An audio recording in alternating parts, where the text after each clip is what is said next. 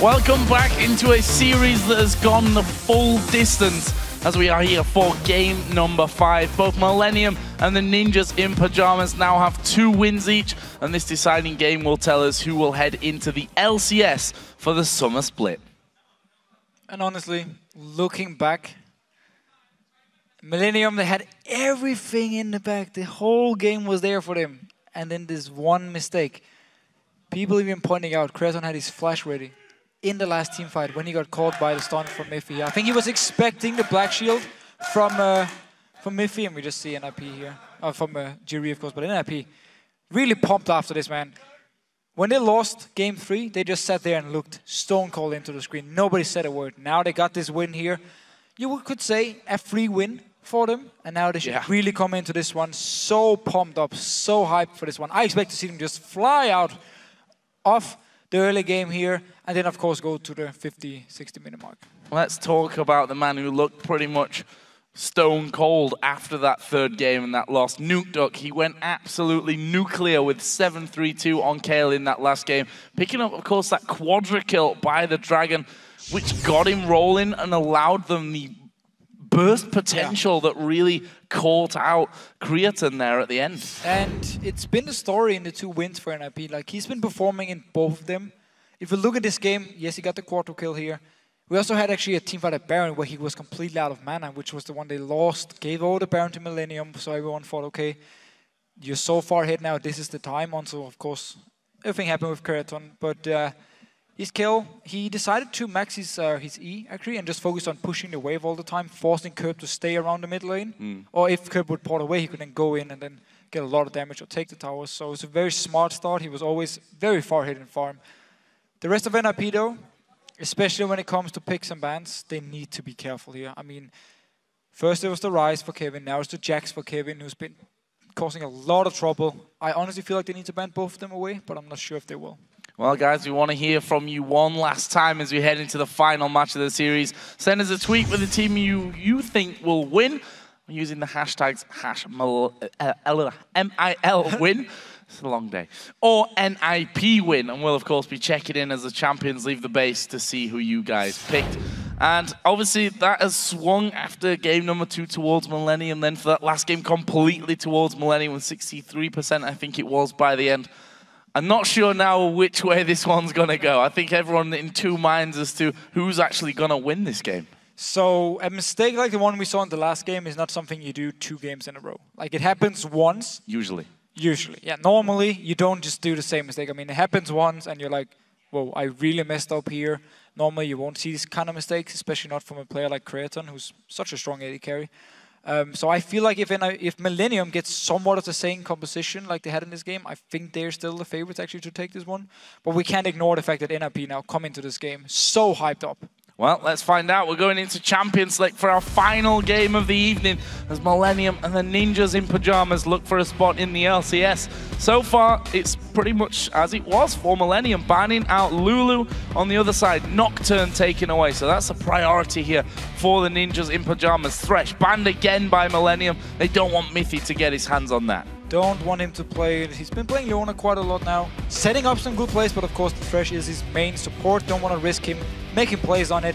Same 2 bans from NIP here with both Nocturne and Jax. Really was 2 of the key picks for Millennium. They are now gone. Jax in the last game. And now I really just hope they're going to ban away the Ryze as the last thing.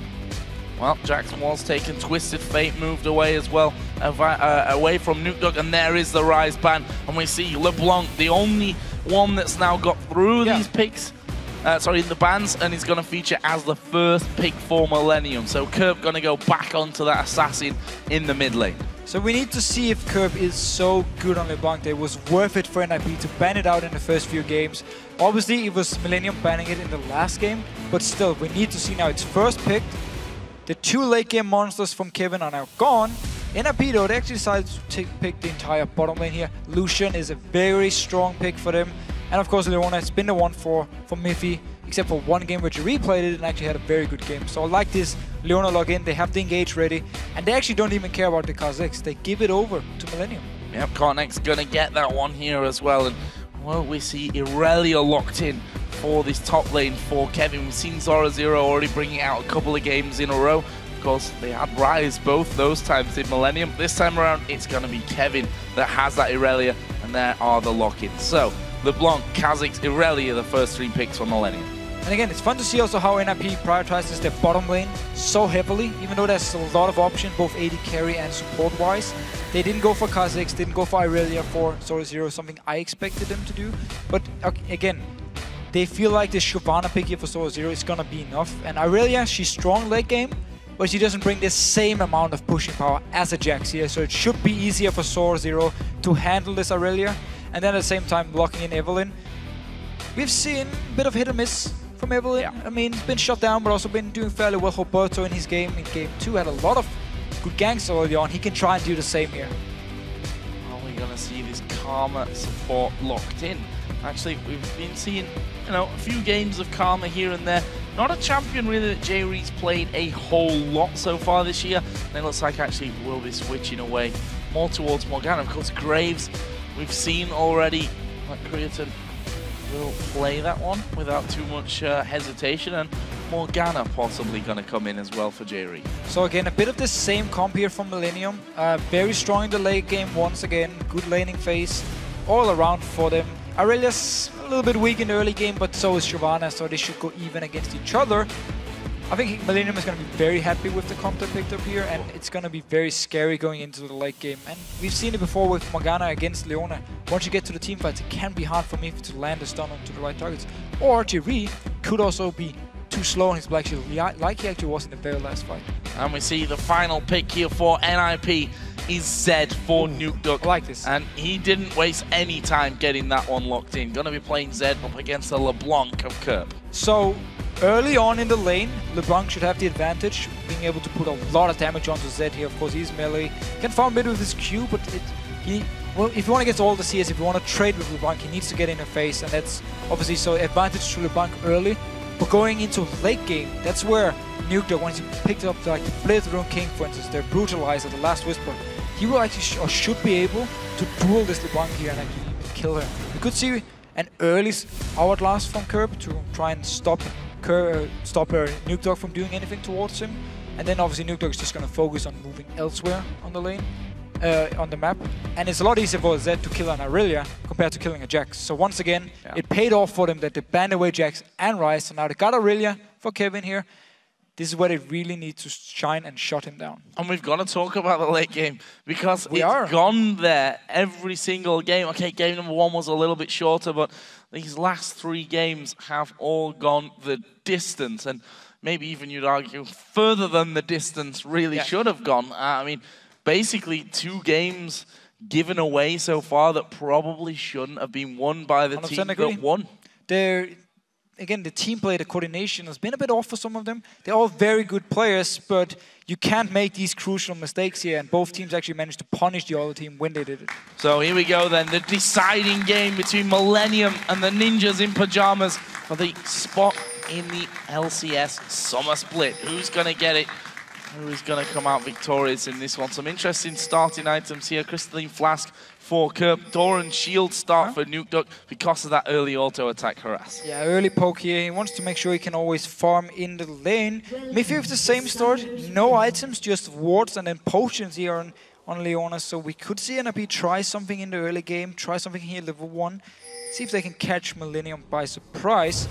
Coming into late game though, as you said yourself, we need to talk about it. Teamfight-wise, I really like Millennium's setup here, where Zed, it's hard for him to kill someone in the late game, but whoa, we need to be very careful here. Millennium is standing a lot of members around. Oh, the binding just missed. Sora-Zero, that wasn't dodged, that was literally, he was pacing back and forth, and luckily for him, he just clicked to go the other way as that binding comes flying through. That was incredibly, incredibly close here. And you can see he's like, nope, don't want to stand in the tri-bush anymore. I'm going to back away to the red buff. And for NIP's side here again, they have to do the same thing they've been doing the early games. They need to win early game. They need to get all the pressure there, then coming into the mid game. Because teamfight, late game wise, quickly touched on before the whole binding thing here towards Sora-Zero. It's going to be so hard for Nukeduck to kill a target when there's Zhonya's, when there's Quicksilver Sash onto multiple members here. And at the same time, the Kha'Zix late game, the Irelia late game in fights are both very, very strong. Of course, Shyvana is as well. Evelynn as well, but just not the same kind as a Kha'Zix, for instance. So I like the team fight setup for Millennium late game more than I like NIP's. but it also depends on what items Millennium can actually pick up in time. And there's NIP moving up, gonna push Kerp out of position. The rest of Millennium are actually on the top side here. Are they going to actually try and close in on them? We see that Kerp is still inside of that brush, and here they are. They're going to come in. They've managed to land the dart binding on towards Mithy. They're going to force him to flash here, surely. Or will he just go down? One more auto attack will do it, and it's a first blood coming in for Irelia. Meanwhile, Cottonx actually doing some good damage. Freeze will flash back towards that mid lane. Zoro0 should get out of this one as well, but first blood nonetheless goes to Millennium. Terrible start by NIP. Such a smart move by Millennium. Waiting up here in the top brush and then moving down as soon as Millennium, or as soon as NIP moved for the blue buff. This should mean, or at least they want to go towards this red buff here. Multiple members from NIP trying to stop it. But Creaton is up in the top lane farming. Freeze is nowhere near. He's going to fall so far behind in XP. They're actually going to force them away from that. We see the vote 75% of you voting for the Ninjas in Pajamas after their Game 4 victory. We'll see. Not an ideal start for them, however. Yeah, not a good start by NIP. Managed to defend the buff, but still they sacrificed a lot of early XP for Freeze up in the top lane. Dorito still level 1, helping out on the blue buff for Kha'Zix actually. He's going to join in now with Creaton. Interesting, especially in that bottom lane as well, Irelia. Getting the ideal start, went back and picked up a long sword as well, so extra bit of damage coming out for Kevin. Meanwhile, Alberto, he's headed around here into the Millennium jungle to the red. Going towards the room, he's actually going to pick up this red buff. Kha'Zix is very, very far away, so NIP going to get the advantage when it comes to buffs earlier on. Already got his own double buff, taking another one here. Cottonx, only level 2, man. He's going to be pretty far behind early on here. And I tell you what, he can wait. He needs to be really careful about this one. Alberto actually did decide to back off. Cottonx just walks in. Damn it, my buff's gone. And he moves towards a race. Alberto fancying his chances. He's got a level advantage here on Cottonx. Nukeduck starting to move over as well. That is a lot of damage coming in. Flash walls up for Cottonx. And he does get himself back, but Flash is now down. He lost his buff. He's lost the big wraith there as well.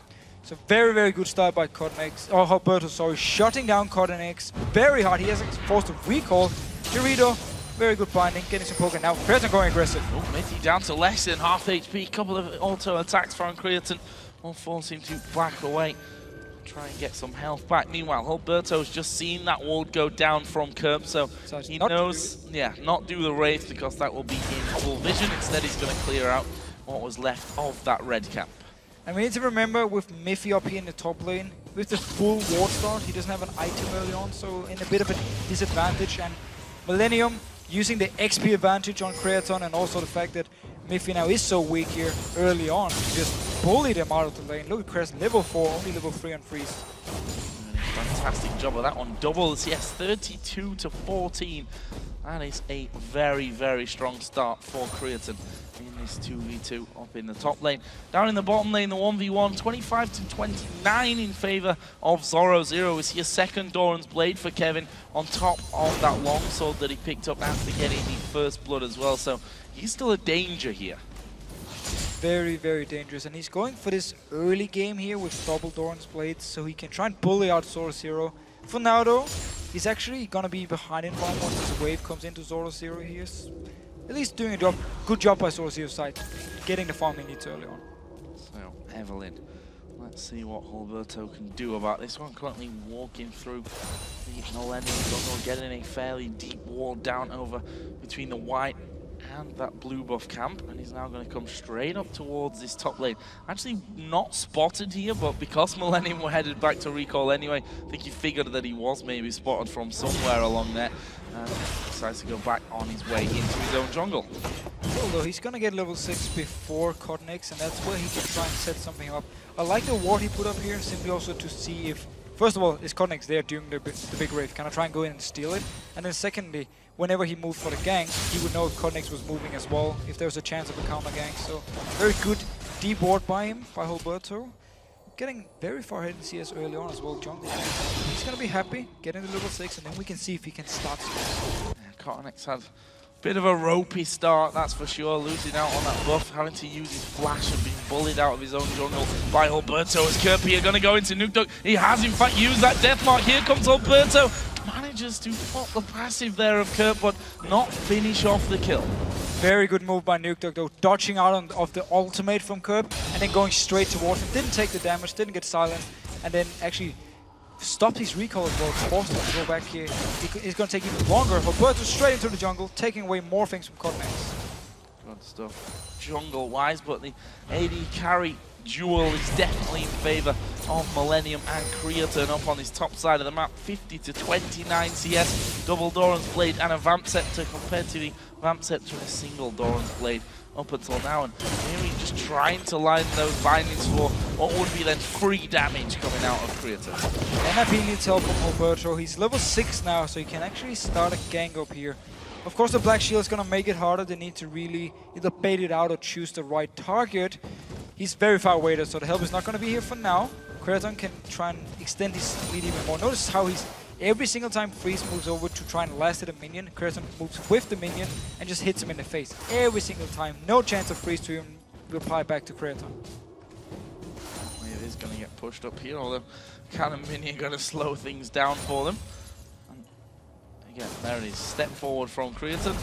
And as soon as he gets close, Buckshot straight onto him, does it once again. I see Cotton-X actually moving up. That ward that was put down earlier, just on that corner by Alberto, will actually spot Cotton-X's position. Would have to be a full-on dive anyway if they were to do anything up on that top side of the map. Meanwhile, Nukeduck is going to go down towards the Wraith, spotted by the pink ward and the ward inside of the brush. Not really for the Wraith camp that he wants to go there, or to just get the vision down to see if he can catch out Cotton-X moving around the side. First blue buff for the game here as well, donated over to Cup. So there's in game 2, where Alberto was playing Evelyn, we saw Millennium do the same thing with their pink bolts. They put them very defensively, they don't want to put them too deep in. And now going on to Creaturn here, Black Shield is there. And they turn around, they go straight for Jay Reeves, forced to flash straight out of that one, but Creaturn turning around here, Dark Binding doesn't quite land onto Mithy. If that had have landed, it could have changed how that fight actually went in the end, especially since Creaturn is level 6 now. Does have, of course, the Exhaust as a heal, as we are going to see Nukeduck going on towards Curve. Exhaust used onto him though, pretty much misses everything, and that Death Mark not really doing much damage. And Exhaust is such a good summoner spell against these assassins. I mean, you just remove so much of the damage, and that's why Curve brings Exhaust in. So whenever Nukeduck goes towards him, Exhaust in your face, you're not going to kill me here, and I'm just going to continue farm and poke you. But he's falling behind in CS, also due to the fight we saw at level 6 between the mid laners, where Curve was forced to recall, he fell even further behind. And bottom lane wise, they're actually fairly even now in form, but Sword Zero was far ahead beforehand. Alberto though going towards Curve. And he's got his flash back up, uses that one pretty much instantly. No death mark for Nukeduck. That's the problem with his combo in the mid lane. Not really any hard CC to lock down Curve. Even if he doesn't have the flash, of course, has a distortion to just back away. But as long as they put pressure on him, as long as they force him a bit back here, give some early pressure, early farm for Nukeduck so he can get to his Blade of the Ruined King, his Brutalizer point, his last Whisper, where he can really start split pushing and kill people. That's the goal for him, and we see him now already with the Brutalizer, so in a straight up fight. As long as the Exhaust is not there, he got a lot of damage. But look here, Alberto coming towards top lane again. This is bad news for Jerry. He, of course, uses Flash in that last encounter. Mithy going to come into this one. How's he going to throw down the ultimate? Doesn't even need to. Jerry does go down in the end. The culling from Freeze is actually what gets him the kill. Here's the response from Millennium, though. Straight to Dragon. Straight towards the Dragon here. So NIP actually trade a kill for Dragon. Definitely worth it for Millennium, except for the fact that Freeze fell so far behind in the lane. They actually had to do this move because they needed to give him some time, needed to give him a kill and some time to farm, otherwise he would just fall so far behind. So they had to trade away a kill and some farm on Freeze for the Dragon to Millennium. Leaves Millennium 1,000 gold up in this matchup, and there's some damage onto Cotton-X, just stopping him from going back. The chain's actually missing. He uses his ultimate here to get a bit more damage down. There's the dive in. Deathmark gonna go out, but I think Nukeduck's gonna die. Slow comes down. Cotton-X got too deep. The Ignite ticking away. He got him. Wow. Just enough damage from Nukeduck. Says thank you very much for the kill, and I'll take your red buff too. That was beautiful. Remember also here in 4.5, the ultimate from Kha'Zix does not reduce the tower damage anymore, so he took the extra damage there, ended up dying. Very, very nice play by Nukeduck, and it's just what the NIP need. They need him to get going so he can just carry the game. Alberto is going to come down bottom. Kevin has his flash available, so Don't imagine that they'll be in too much trouble, especially since Alberto doesn't have his ultimate available. And again, SCC is not exactly what you would call impressive. Kevin just dashes off to Alberto, even turning around, and quick auto attack does decent amounts of damage to him. Not really any danger there for Kevin. No, not the ideal gank here from Alberto. Just wanted to try and put some pressure. Maybe even force away a flash from Kevin. Could be he would just flash it and spotted him. Did get some damage onto him though, and Sora-Zero just continue the pressure. Is ahead in CS, but there's a good wave coming for Kevin. He can pick up and even things out. A lot of pink wards here though. Both defensive pink wards for Millennium are still up here. That's again the good thing about putting them so defensively, because NIP are not just gonna walk by and check them. And now actually, Nukeduck gonna spot out Cotnex, who also should have been spotting out the pink ward from NIP. Not sure, he seems to move towards the top lane.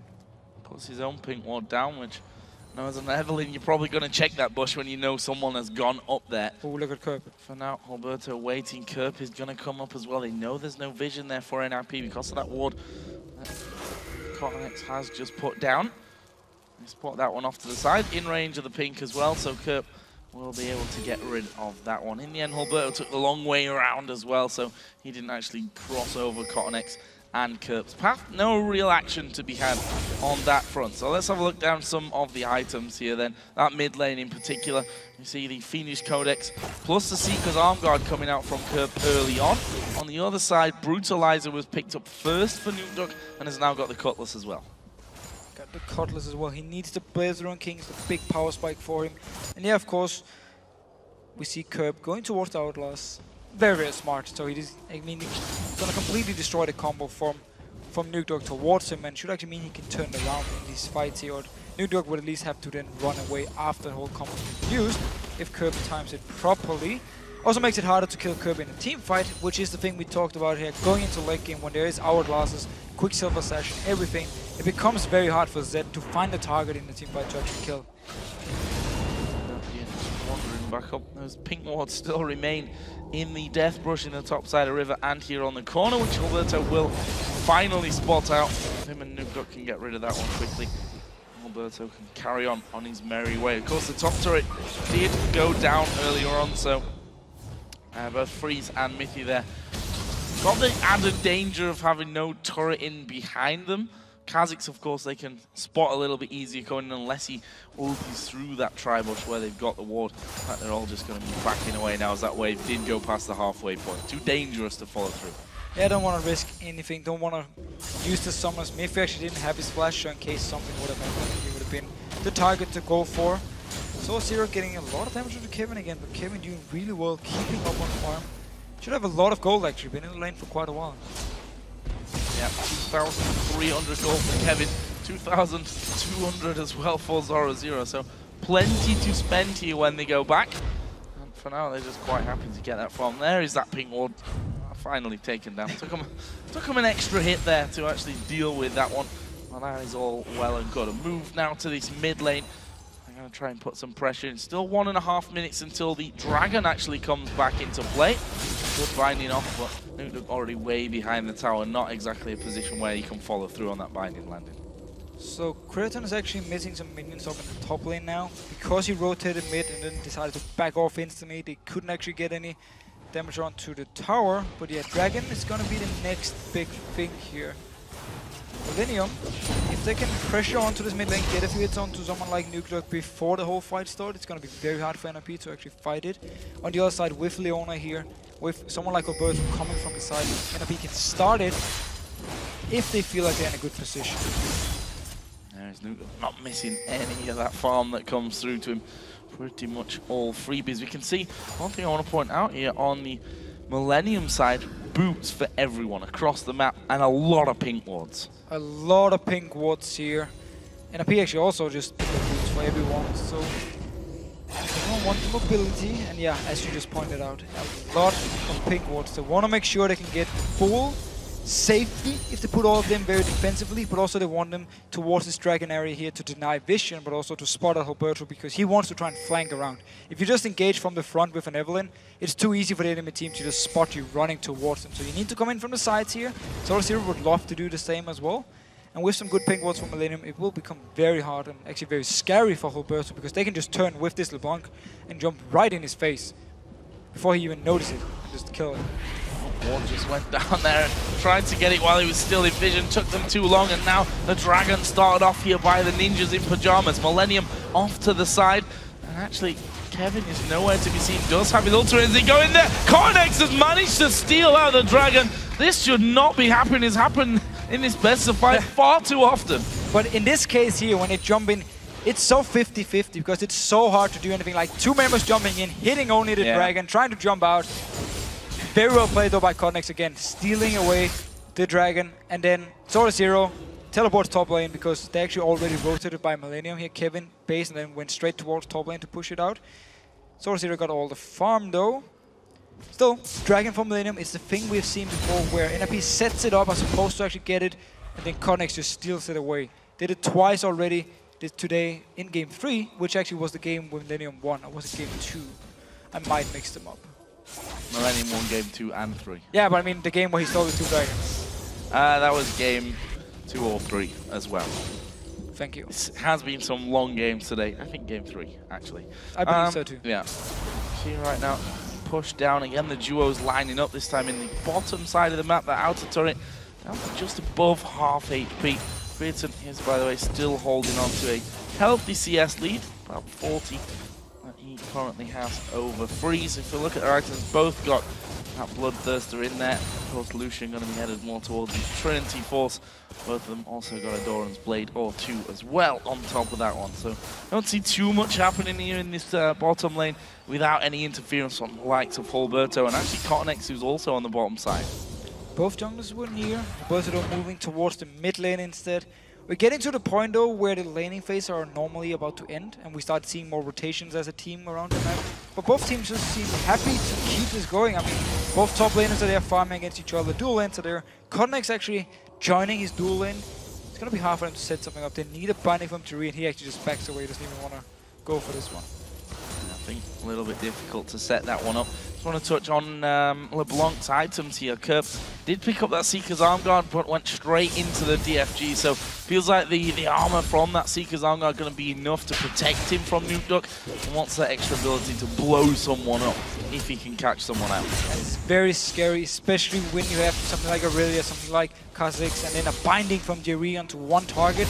They can just all jump and they have so much single target burst now also with the DFG. And then they get the reset, of course, from Cottonex, who is level 11. It's very, very strong pickup for me, especially with the synergy he's going to get with the rest of the members with the single target CC and damage they got. Kevin backing away as he pushed that wave out, going to get himself. Actually, I was going to say, Alberto walked over that pink ward, I think, there. Did finally go back and actually clear that one out. It's pretty much the obvious bush for a red side Evelynn to be checking there as he goes on through. Nukeduck did get that last blue buff as well for NMP, so that will be with both mid laners for this next fight. Kerp thinks he's being a bit secretive, but actually he's stood on top of a ward. This is Q though from Nukeduck, so he doesn't actually get any damage onto Kerp, who's just... Both of them are just been happy farming away. I mean, Kerp will clear out the wave with his distortion and then just pop back out, and Nukeduck puts a shadow, clears the wave himself. Still no Blade on King. Should have the gold for it, however, if he decides to recall, and that's where we can start to see if he wants to split push already, if he wants to continue laning for a bit. We need to see once he actually recalls. Very soon. Very soon. Soon enough. Nukeduck coming back into that one. 175 to 186, so Nukeduck getting that early lead there has just not surrendered it whatsoever. So Alberto also coming down. No real opportunities onto Kevin, especially when both summoners are available for him. This might be different though. Kerp now headed down to that bottom lane. He goes to Riverside. He will be spotted by the pink ward. Let's see that brush. We'll see if they can actually get into them here. Smoke screen goes down again. It's probably going to be about Jerry landing a binding in the end. Kerp realizing not much of a chance to get in there and will again go back to farming. But at least they try to set something up with the defensive pink wards again. He knew there was no vision all the way down, so he could move there. Had a binding landed, had NRP started a fight, he would have been there and turned it around, just instantly burst someone. Some damage onto Kevin here in the top lane. His tower is still there, so it makes it very hard for Alberto to actually set something up, especially also because Cottonex is nearby. Just ping there towards the Baron. Not sure if they actually caught sight of Holberto. Cottonex coming up to this top lane just in case. Alberto does, in fact, get involved in that one. A lot of pings into the brush, thinking he wants Kevin to go in there. Face check that one, which Kevin will happily do. Throws down a ward, but there is no Evelynn. He's already backed away onto the golems. No Evelynn. Ward probably wouldn't have done too much either to actually spot her out. Seems the Connect staying around, trying to set something up here. I'm not sure if he's expecting Alberto still to be around. He's been waiting for the last 20-25 seconds. Now he moves away from the top lane, bottom lane, farming away. Still Kreaton extending his lead, actually doing really well together with Jerry. Having a good time of it, that's for sure. As I said before, Bloodthirster now picked up that Zeal as well. Went Phantom Dancer the last time we saw him on Graves. I think that's where he's going to go again. We do have 25 seconds here until the next Dragon of the game does come up. Getting Kerp low at least now, with such a low timer on that Dragon, would be a good idea, but then you'd also argue maybe it's more useful for Alberto to be saving the likes of his ultimate for if Millennium do challenge for this Dragon. Last time, of course, it was an NIP Dragon on paper. Cottonex jumped in and stole it, though. And it's spawning now. Cottonex is running from base. Kevin is running from base. Sora Zero's up in the top lane. Teleport is ready. Nobody actually was there on time to start it. NIP decided to back away. Might just want to look for a few hits onto Kerb, as you talked about yourself before they feel confident enough starting it. Kreaton took a bit of damage, but he got his buff first, so will be able to sustain it up once the minions actually get to him. And now Cottonex moving towards this bottom lane once again. If they get a kill here on NIP, they can go straight towards the Dragon. Well, the bullet was used there. The binding comes out, doesn't quite land it there. We see the difference in kills and assists across the board. 2-2. There's a, you know, these stats are always going to be fairly close, considering how long these games have gone with, I'd say, fairly low kills across 4 games. Very low in all games. You're 100% correct. I mean, these are not the two teams who just do insane early game or mid-game action in all the games. They play very passive towards the late game. So we get, you know, a few kills. This time around we got 4 kills in 24 minutes, but we have to say, both the junglers are really trying to set something up. It's just never really happening again. We are so far into the laning phase, it's very rare we actually have this long of a laning phase. And it just becomes even harder to set something up. And that's why when both junglers are there, nothing actually happens. And they need someone like Kerb or Nukedog to move to a side lane to start something if they want to kill a target. Oh, they're going to go in Kreaton, stepping forwards, then he played landing, but a quick black shield this time.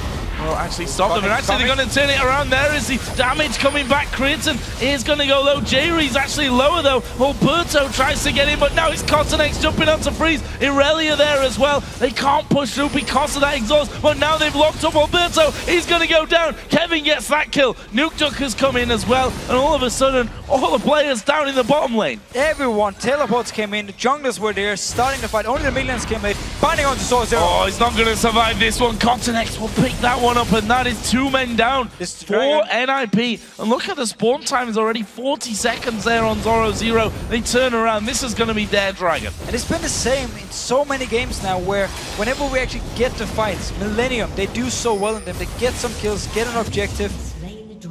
NIP, man, they set something up, countered by Millennium instantly. 3 dragons for them, 2 kills as well. Millennium looking very strong in this game.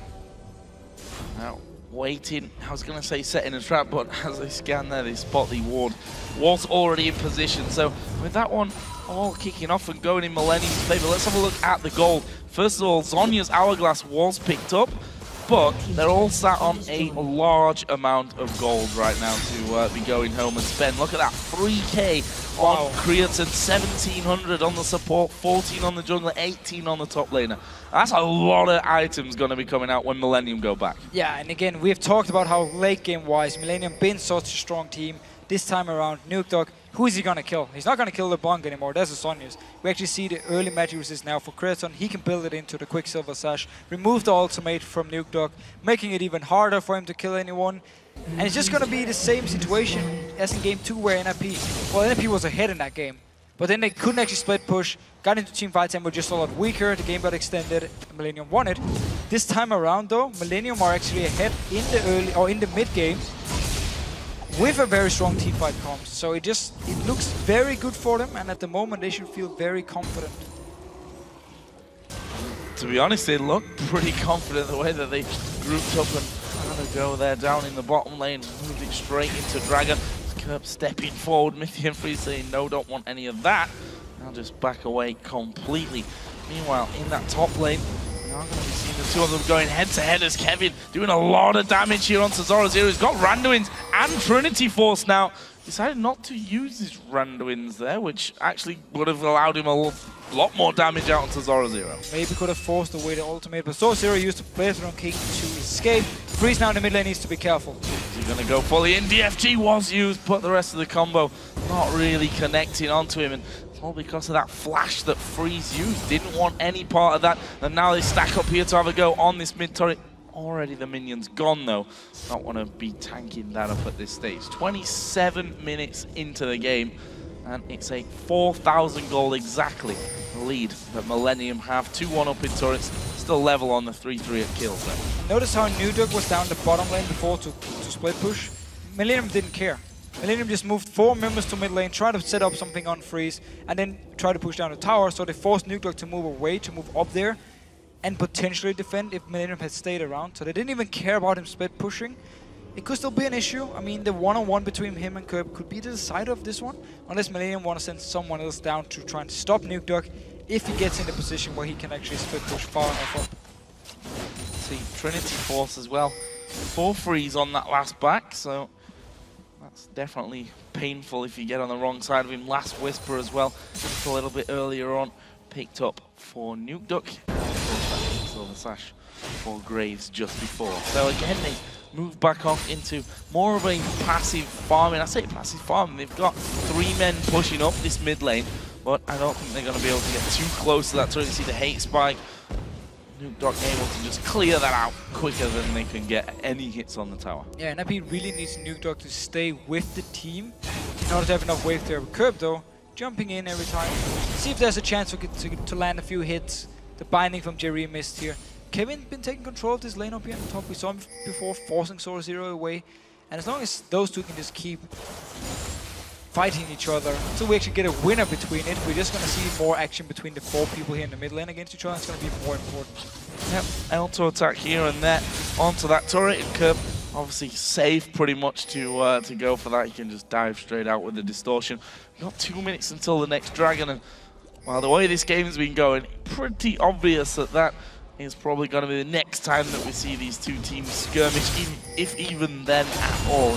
Well, you can understand it. It's a best of 5 down to the final game for promotion into the LCS Summer Split. Mistakes, they've been made so far, there's no doubt about that, but this is not the time to make them. It's a good tower pickup by Millennium, though. It's not the time to make mistakes, but it's not the time either to play too passive and pretty much give the entire map, give the late game to a team like Millennium, because the games before where NIP gave them the late game, they took it, and they should have won the last game. We talked about how one big mistake gave the whole thing for NIP. But this game, trying to do the same, taking control of the map, got a good goal lead here. 1 minute for the Dragon. Instead though, Curb rotated top lane, Kraton and Jerry down to the bottom lane. Nothing's gonna come from it. Everyone just backing away here. Dragon is gonna be the next big thing.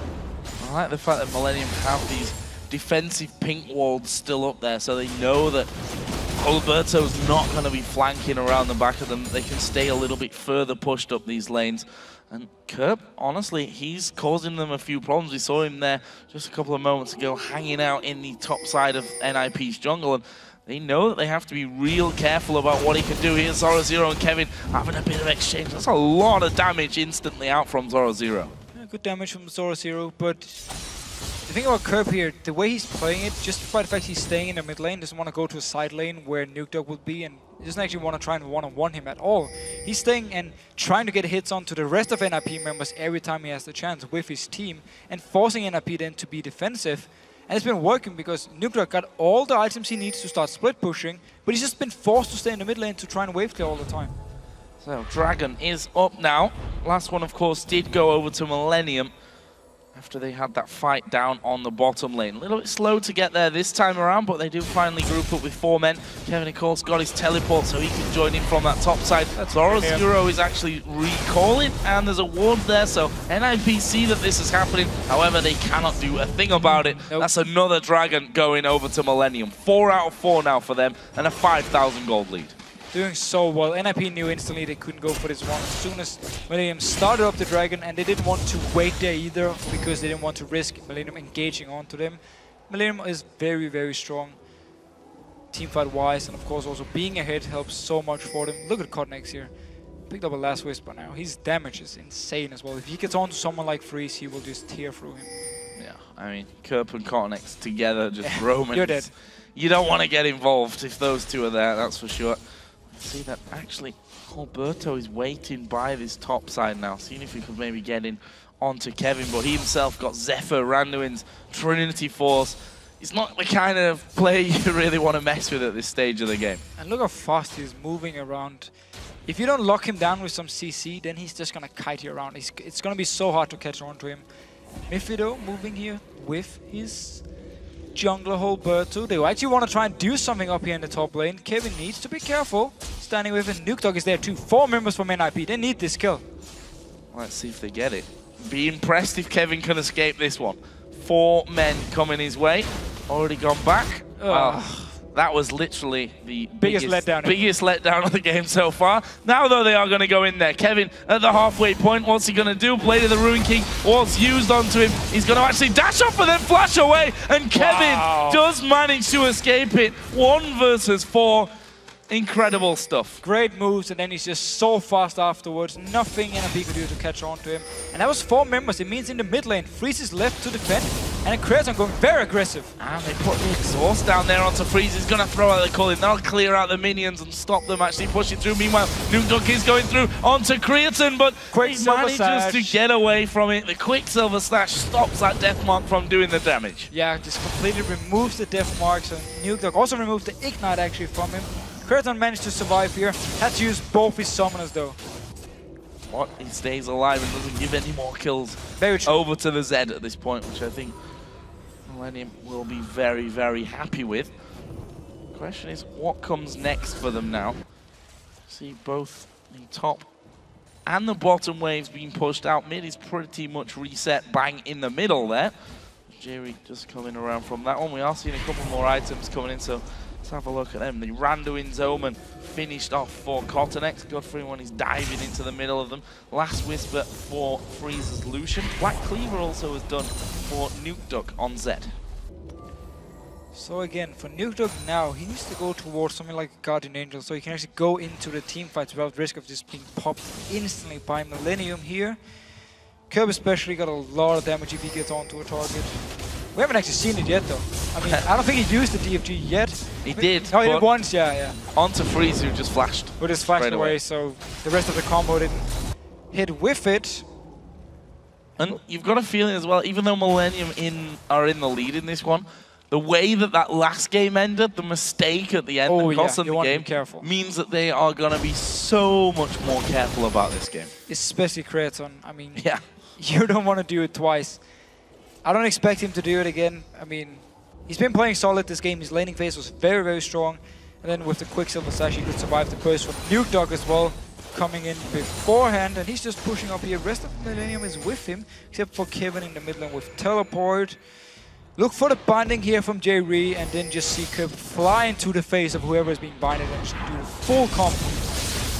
Just diving straight in there to try and clip some health away from Zed or Lucian. In the end, though, that damage not landing for them. We've got 2 minutes here until the next dragon comes into play. Kerb is just waiting by that wolf camp. Not actually spotted by anyone. Cotnex is there as well, and this is the 2-man team that we were talking about earlier, especially with Cotnex going for that last Whisper as well. A lot of damage, a lot of assassination potential between the two of them. Credit to NIP though, they've not been caught out yet by that duel. True, they tried to set something up in the top lane, didn't work for them, some very good moves from Kevin.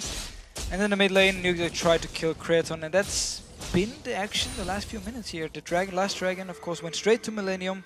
NIP was not in a position or didn't feel confident of fighting for it. Instead, though, just farming away, and as we've talked about in the other games, Millennium are more than happy to just farm. Like, they don't need to finish the game now. They can go to the 50-minute mark and they can be happy with their comp.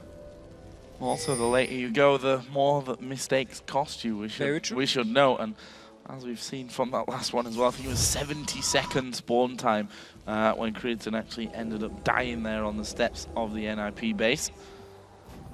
This time around, no mistakes. The name of the game for both of these teams. And you can expect that a fifth game in a best-of-5 that's 2-2 for what's on the line here. I mean, this is half a year. This is a split's worth of professional gamer, you know? This is a chance of getting to the World Championship as well. Exactly. I mean, you play for everything here. It's not just a tournament where you get some prize money. Like, you play for everything as a professional League of Legends player.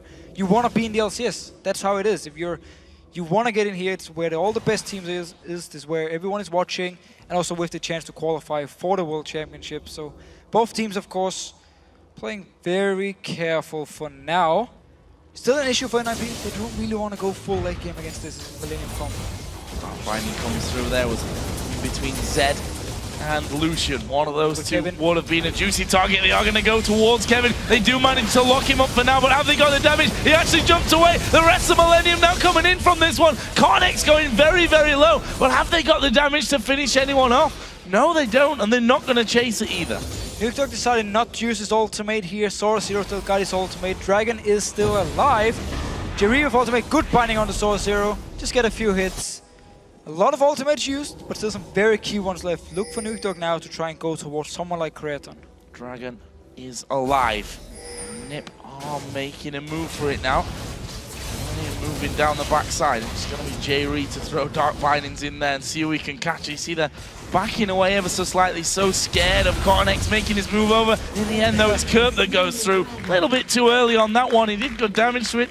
That just helped NiP in the end. Alberto smiting that one away. That's the first Dragon out of 5, actually, that goes over to Ninjas in Pajamas. Still leaves them almost 6,000 gold behind. Now they're going to make a move on to this mid turret. I don't think Millennium are really in a position to end it. One more will do it. They actually go towards Freeze, but again, not got the damage there. Got the hit though, Lucian then dashing away. Again, this is why Lucian is such a good champ. I mean, you got wave clear, you can push the towers, and at the same time, you do so well in the entire game. So they got the tower here, got the dragon. Very good for NiP to get some objective gold they needed, because also all the members here. And Millennium couldn't actually get engaged on. They needed either Connex to jump in or Binding to land, or of course Kevin to jump in, but Kevin wasn't there in position. Connex, I don't think his ultimate was ready yet after the first fight. They couldn't actually go in for it. That's the most fun you can have, clearing waves. Cost half the mana pool though. That's true. 2-0-1, he's actually got that Guardian Angel there we just saw on top of his Trinity Force, Randuin's Omen and Zephyr. Kevin definitely will be more comfortable, and here we see maybe, possibly the start of the dance around Baron. The Baron dance again. Connex, he's gonna go for his Guardian Angel as well. So gonna be the same for the front line of Millennium. Both will have Guardian Angel. They jump into the face of NiP, tank them for a long time, and even if they should go down, we'll come back up and just be more annoying.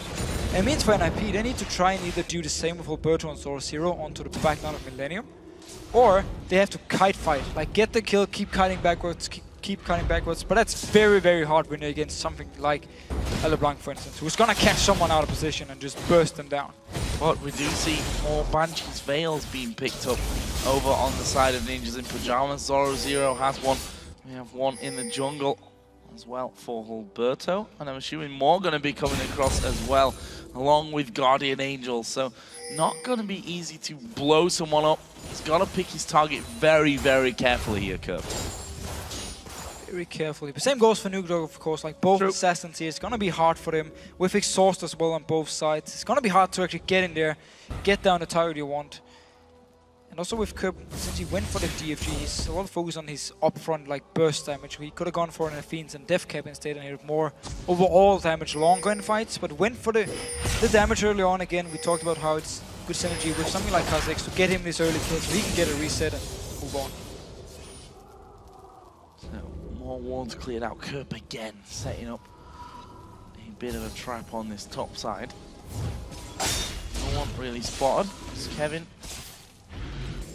Just kidding. Just have the Baron a little bit. Just test out how squishy the Baron is at this point, and I think realizing, okay, can't quite solo him just yet. And Kerp still waits up there, playing the patience game. Sadly for him, Leona, who was over the other side of the Golem camp wall, is just recalled. Alberto's not close either. Has SoraZero even been in this game? Who? SoraZero. Has he been in the game? Oh. It's a long day. Like, I don't know. I haven't seen him like, there's never been a chance for him to do anything. I mean, he's 0-1-0, not been part of anything.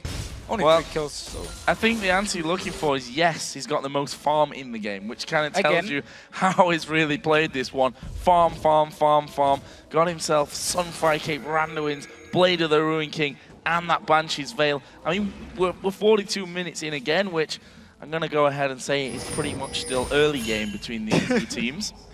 Sadly, it is true. I don't know, man. This has been a good one so far. Binding goes through. Nukeduck just sidestepping that one. And NIP saying, okay, we need to get in there and hold some control of the Baron area. They literally just force their way in, make sure that Millennium go back and drop all their wards. Then they're going to walk away. And I'm guessing that Millennium are going to do exactly the same here pretty soon. There was the Banshee's Veil popped. So first, though, they wanted Cotnex to go back to base, pick up his Guardian Angel. Same style again, jump into the face, he can just go all in. Kevin though needs to be a little bit careful. Here's the ulti from Miffy. Yeah, and that's it. What are you gonna do, really, against Kevin? Yeah, they throw the Solar Flare his way. He's got a Guardian Angel, he's got a ton of resistances and health in there. And that Black Shield, as we've seen once again. A ton of tenacity as well. Yeah, I mean, locking him down. That's true, yeah. So hard in a team fight where it's gonna be like 40% if there's 4 members around him. So gonna be very hard to actually lock down Kevin.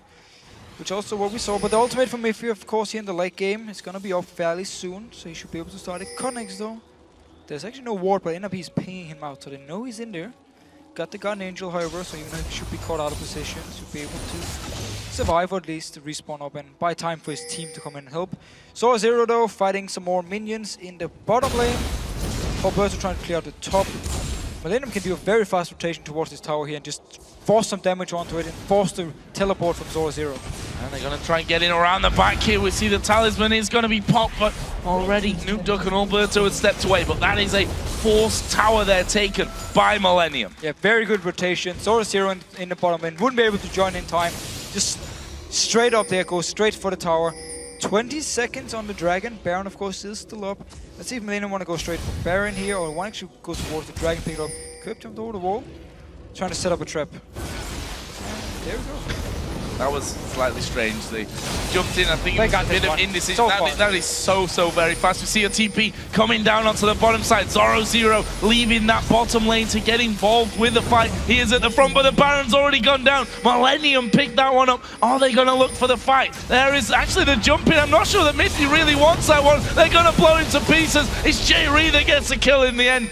Bit of a mistake, I feel, there from Mithy to go in for that. And now they're going to try and track down the rest. Cotnex goes in. They're going to go for Zoro Zero. He uses his ultimate to get back to the tower. And that will be a 1-for-0 with the Baron. And the Dragon, yeah, probably is going to follow. Well, again, Millennium, though, controlling the map. First they rotate top lane, take a tower. No response from NIP. And then because they got full vision down here, set up the trap, first let Baron just jump over, take it down so fast. The teleport from Zoro Zero couldn't come in time, and NIP was not in a position to stop it anyhow. So Millennium now, full control of this game. It's been pretty much the same throughout the entire game actually. After they turned around the gank in bottom lane and took the Dragon, Millennium has just been in control and NIP with no response. They need to hope for a mistake from Millennium like we saw in the last game again. Stepping forward and look at Kevin. He's right up the front there, doesn't even care of the damage coming his way. Pretty much soaks up the entire Culling.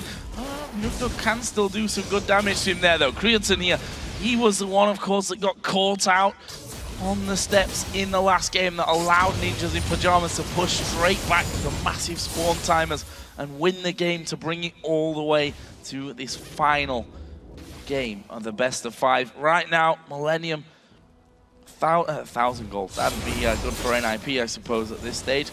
A little bit more than that at 11,000 gold. 45 minutes in, still only 4-3 kills. A recurring theme from this best of 5. Yeah. All of them being low scoring. It's been a lot about farming, a lot about searching for mistakes by the enemy team before you went in for something, and very safe play all around throughout the entire series. Nobody really wanted to take any chances with this one. NIP will pick up a turret, very big wave coming with them here. Still very far behind. And again, if you notice Nukeduck here, whenever a fight is about to start, he actually doesn't use his ultimate because there's no target for him. Is he going to go on the Guardian Angel tanks? Is he going to go on the Sonya's Outlaws? Is he going to go on the Quicksilver Sash? I mean, he actually needs to go and kill J-Ree in the fights, it's the target for him. But then from there on, you've invested so much from the Zed, he's not going to be able to bring much else.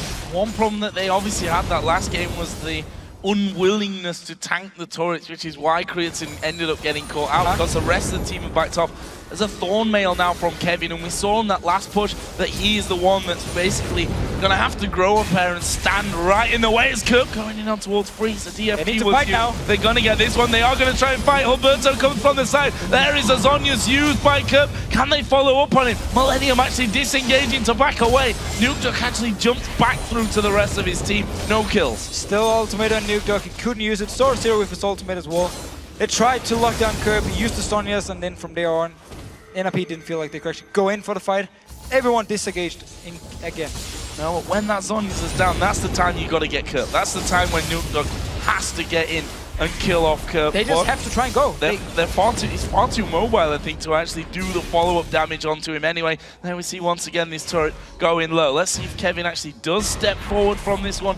Gonna wait, take the safe route, wait for those minions. There's no solar flare here for Mithy, but that is coming up here in just a second. Is that turret gonna go down quick enough? Yes, it is. They pick up another one. 7th one of the game here for Millennium. And it's simply so passive play by NRP. They needed a solar flare for the engage, didn't have it, so they just gave up another tower. It is ready now, though. They have to go for something. They need to try.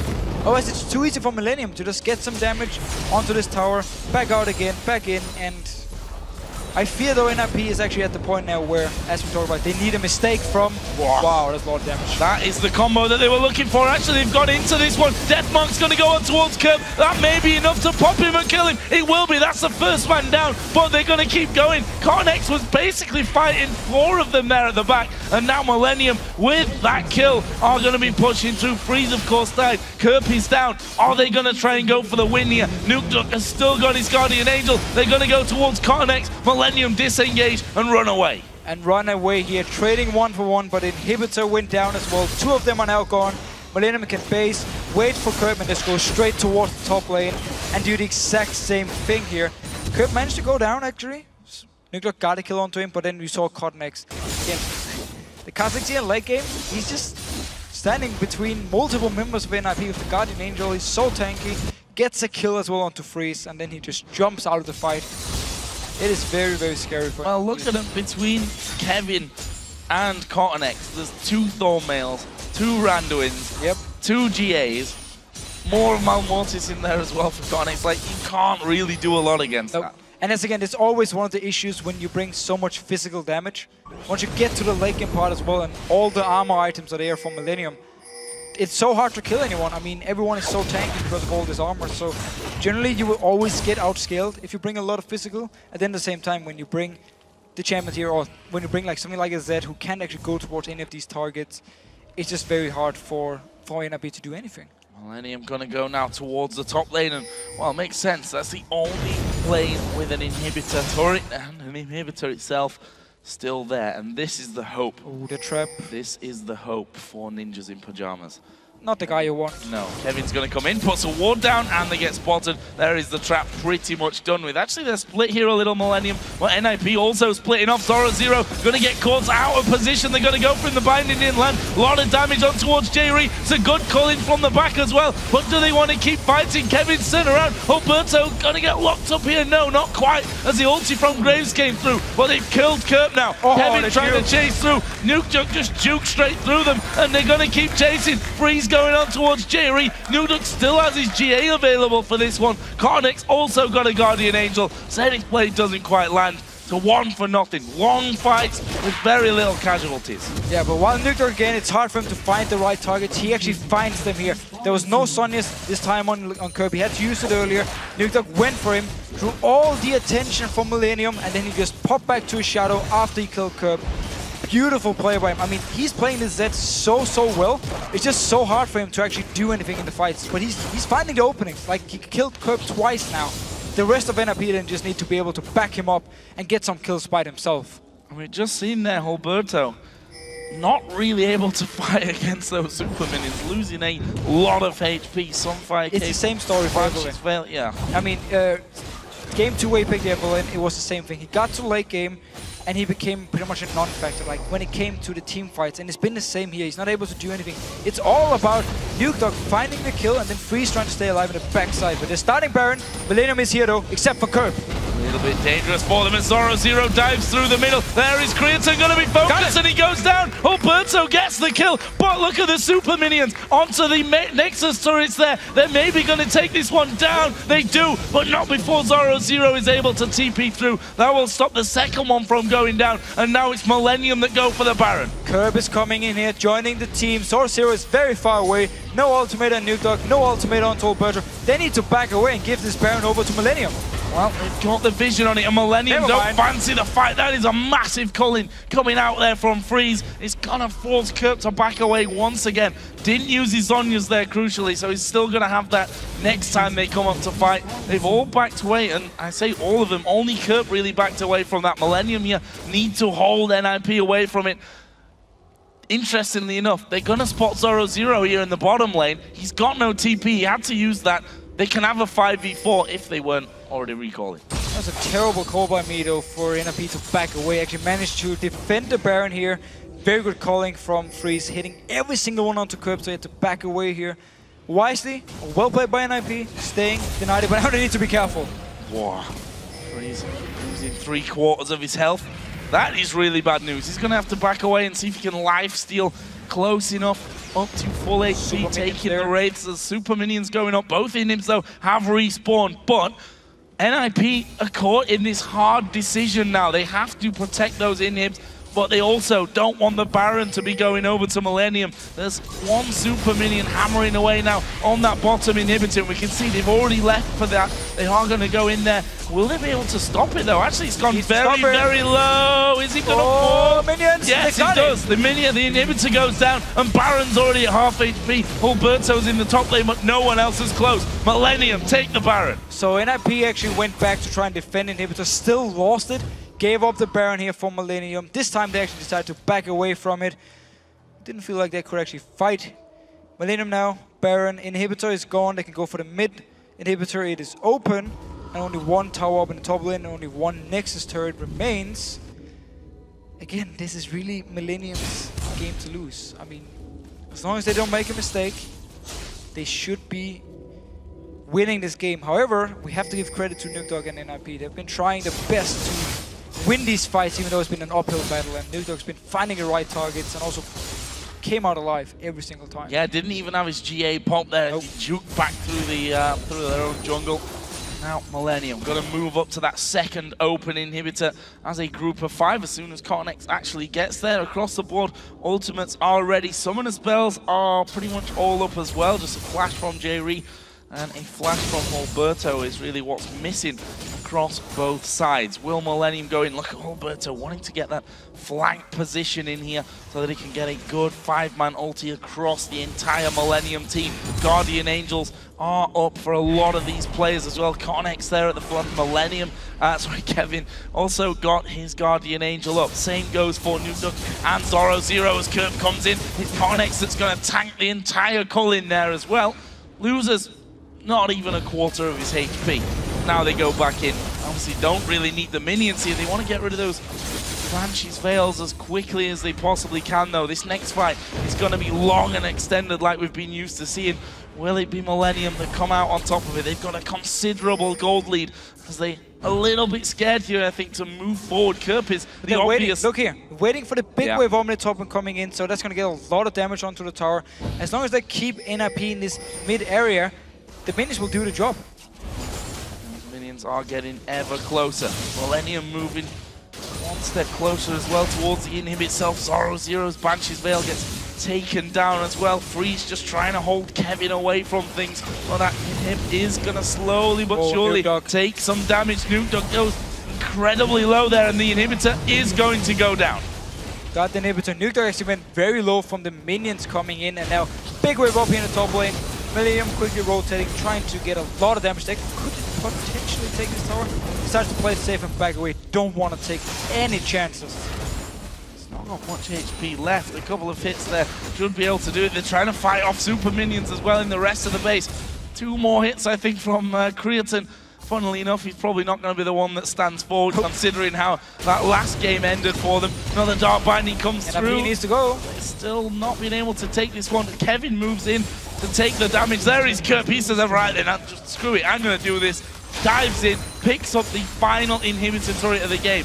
Are they going to be able to finish off the inhibitor itself? Super Minions are pushing in the bottom lane. There's a big wave of Super Minions now coming through onto that second and only Nexus turret here for the Ninjas in Pajamas. Millennium so close to victory here as the inhibitor goes down to half. They're going to go towards Creatine. There is the damage coming in. Good Black Shield, and now Zoro0 has to back away. Carnex down to less than half. Berto is going to be able to walk off, but now Zoro0 flashes. Mithy is going to fall. It's now 5 versus 4. Millennium go on to the Nexus turret themselves. Nukeduck does come across. He's going to go for Creatine, but he's dead as Zoro0 gets his GA pop. That is going to be game here for Millennium. They get another kill. The Nexus turrets are already down. There's a shutdown coming in for Kevin at the end, and only the Nexus stands. And there it is. Millennium win the game 3-2 and secure their spot in the LCS Summer Split. This is so well deserved by Millennium here. They played so well today. Only game 1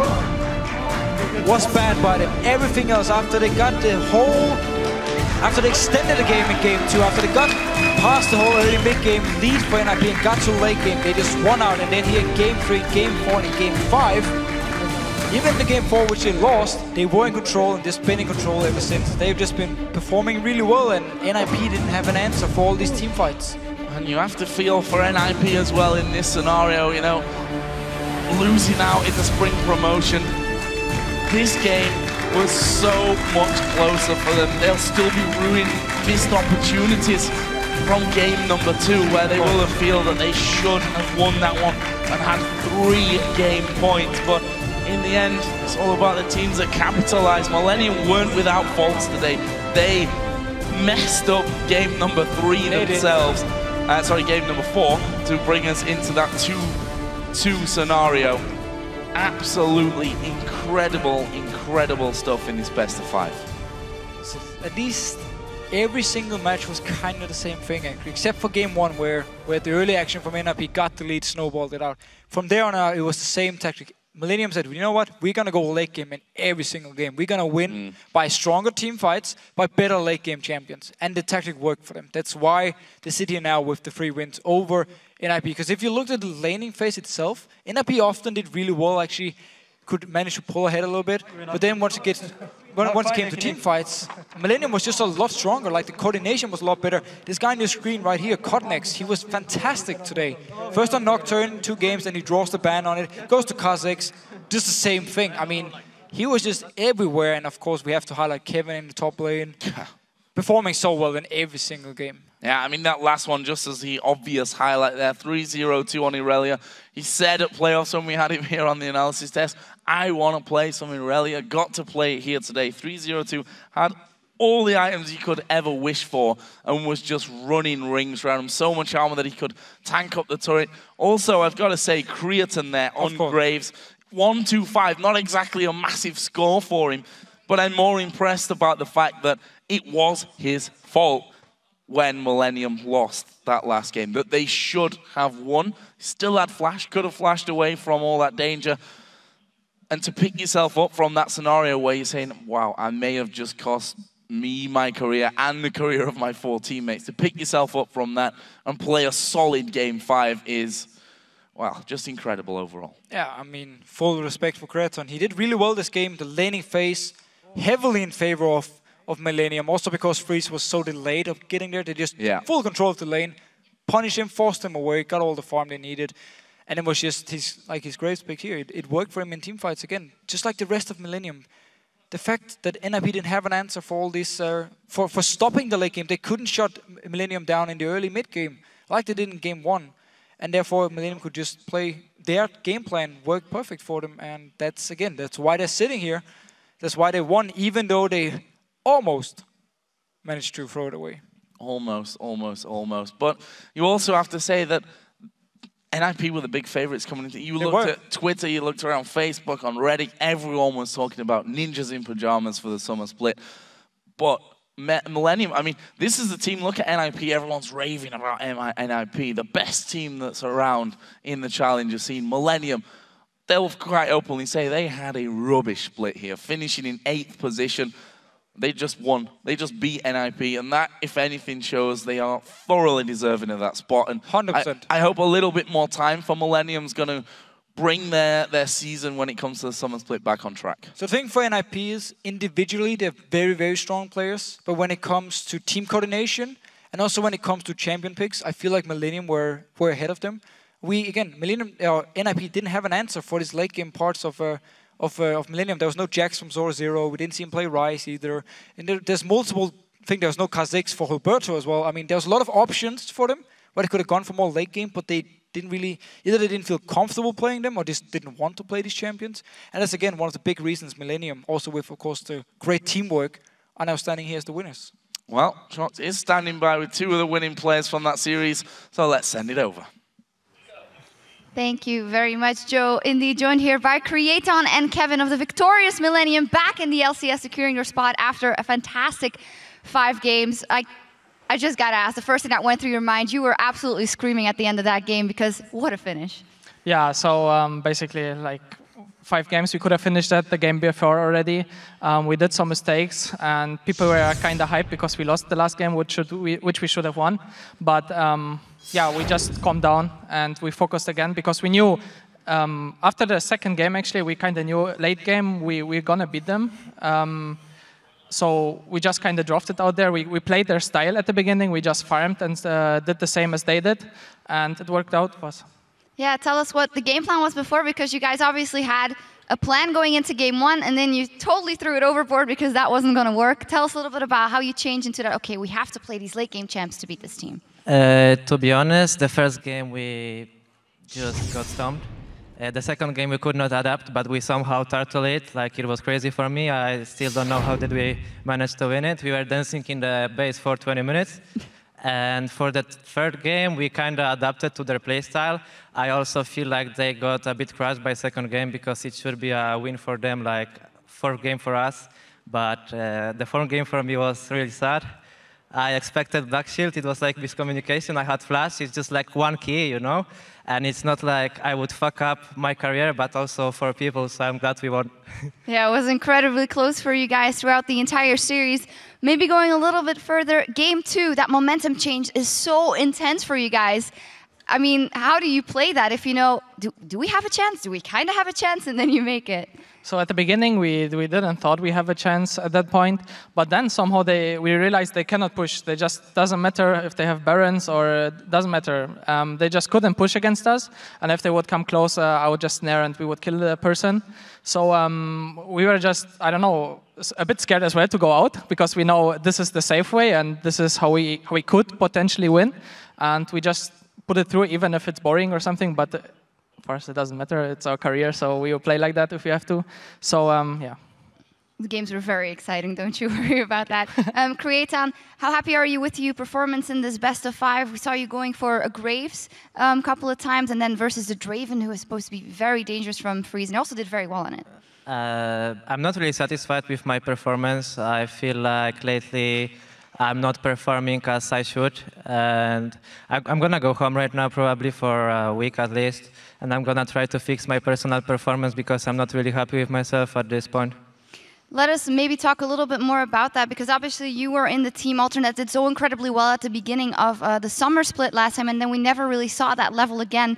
It can, of course, only be you. Was there not enough hunger anymore in the team? What do you attribute it to?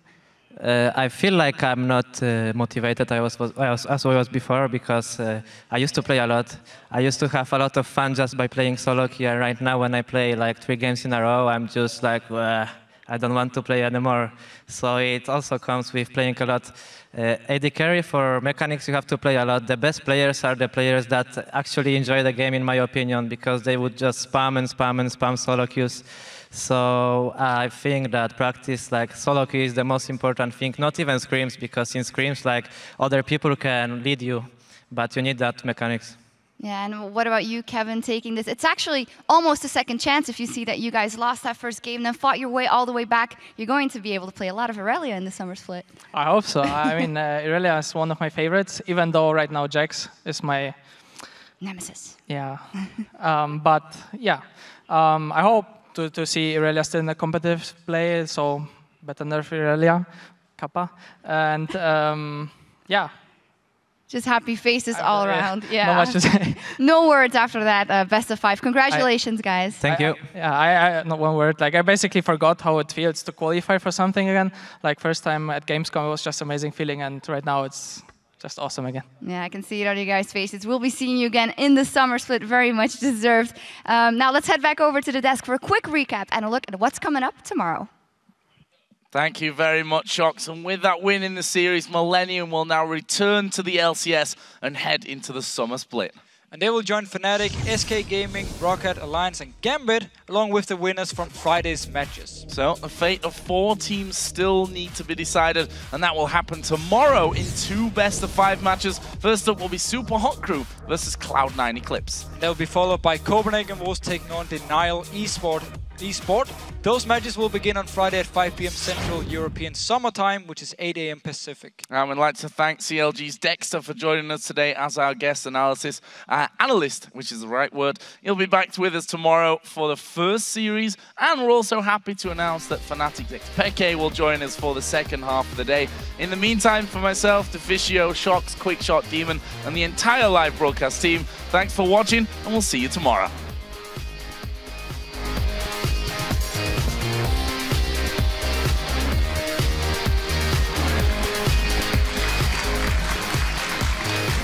Nukeduck though, going towards Connex. Gonna throw in the Ghost, and there is a Cocoon landing as well. Have they got enough damage? There's the Axis coming over from Draven, and it's Hulberto that picks up the first kill. Can he get Kerpira as well? Exhaust goes on to Nukeduck, where he's flashed away. Janna comes around the side. It is gonna be a kill. Yeah, just go YOLO Draven. Yeah, I'm fine with YOLO Draven. Nice. Have it. Nice. Draven kill. Draven kill. BG. Can they FF? Okay, let's do this, boys. Yay. I'm gonna see me, then I'm gonna go. Okay? Go. Okay. Going, on nuke. Go on, freeze. Exhausting, Zoro. I'm not Zoro. I'm freeze. Zoro. I'm soloing freeze. Nice, oh, nice, look, nice. guys. Keep on going. They can't stop me. I keep going. Keep on going, Cotton. Yeah, go.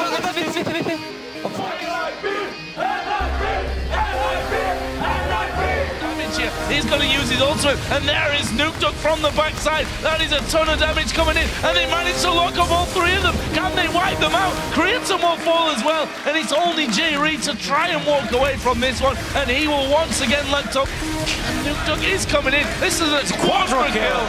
Down the second. Can they finish up the game? No way. 5 seconds coming in for Creator, and they are going to pick up the Nexus. And what the hell? Ninjas in pajamas pick up the game. Nowhere to be seen. Does have his ultimate as he go in there. Connex has managed to steal out the dragon. He's going to go for Clinton, but he's dead. As Aura Zero gets his G8 pop, that is going to be game here for Millennium. They get another kill. The Nexus turrets are already down. There's a shutdown coming in for Kevin at the end, and only the Nexus stands. And there it is. Millennium win the game 3-2 and secure their spot in the LCS Summer.